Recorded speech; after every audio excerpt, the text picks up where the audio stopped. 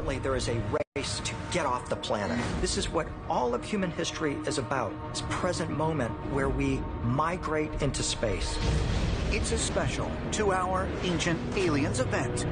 This is very much about humanity setting up a permanent outpost on another planet. Either we prepare to leave the Earth, or we prepare to die. When humans become the alien visitors on other planets, what or whom will they encounter? What if we arrive on Mars and there are artificial structures?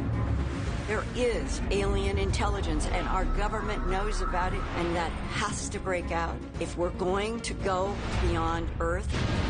As a new generation of astronauts prepares for life on other worlds, are they simply realizing mankind's future or returning to its extraterrestrial past?